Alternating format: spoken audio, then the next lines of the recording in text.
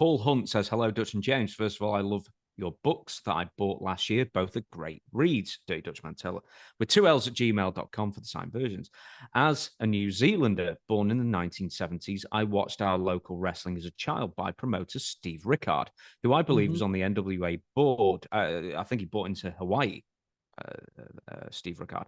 But local wrestling disappeared from our screens until then. WWF was shown in the late 80s. My long-winded question is about your knowledge of New Zealand wrestlers, such as Luke and Butch, Rip Morgan, Tony Garea, Bad Luck Fale, and Jay White. Have you got any good stories of them? So I'll give you the names again. Luke and Butch, Rip Morgan, Tony Garea, Bad Luck Fale, Jay White. Any stories of any of those fellas? I'd have to think of Luke and Butch, but they got some stories, but I can't think of them right now. Jay White, I don't know. Who was it? Tony who? Tony Garea. He was I know him. Good an agent guy. For a million years. Yeah. Good guy. And who else did they name? Bad Luck Fale, which I imagine you've not I don't met. know him. No. I've never even heard of him.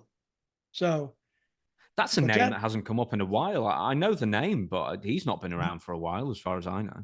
What's his name? Bad Luck what? Bad Luck Fale. I don't know who he is. I don't even know what he looks like. So Luke and Butch. Luke has a lot of stories. A lot of stories. You know, I need to get Luke on our podcast. I saw him at WrestleCon.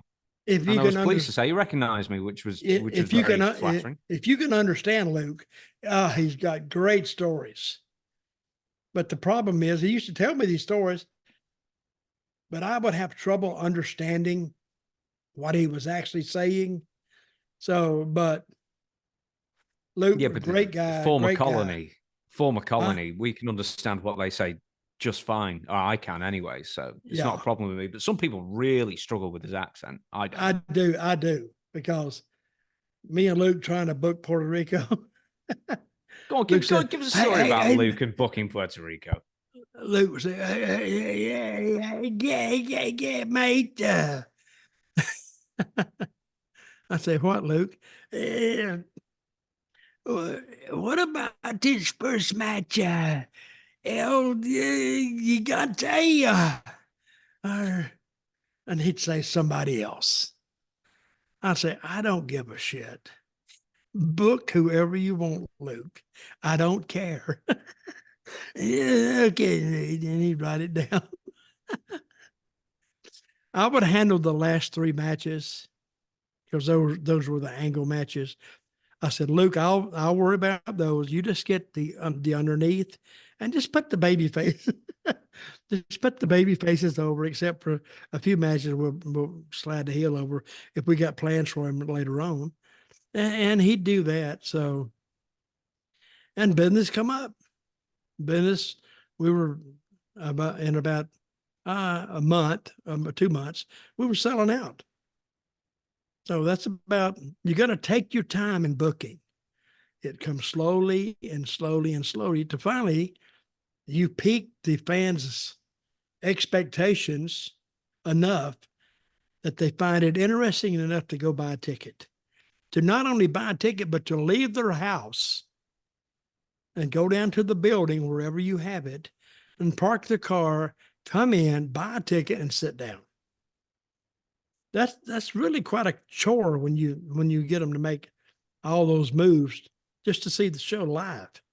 And we showed basically the next week on TV, we'd show the whole show almost in different, we may end up with the main event on last, but they would still watch it.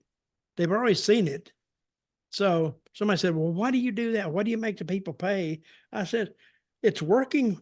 Why do you care? Why do you want an explanation of it? I don't know. Maybe they want to see it. I don't know. But I would mix it in with a bunch of other stuff, some stuff I've done on the street, some clips, but it worked. So instead of me sitting down and saying, why is it working? I just went with it, it was working.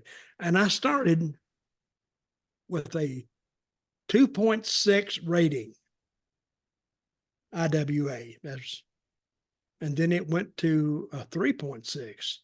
Then it went to a 4. Then it hopped up to like a 6. Now it's catching on. I got it. Then 8. Then when I got to 10, I went, damn, I'm kicking ass here now. And it went up and kept going up. My highest rating in Puerto Rico was like a 21.6 or something like that, maybe a 22. And I'm thinking, what the hell? The 22 I did because it was a really rainy day. And everybody stayed inside, nothing on TV at 2 o'clock on Saturday.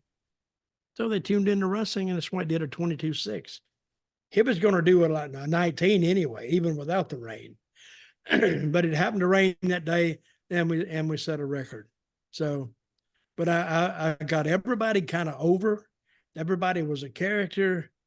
And when you only have like 14 characters, you know, it's not that hard to get everybody not over in the ring, but over in with those little vignettes I would do of them.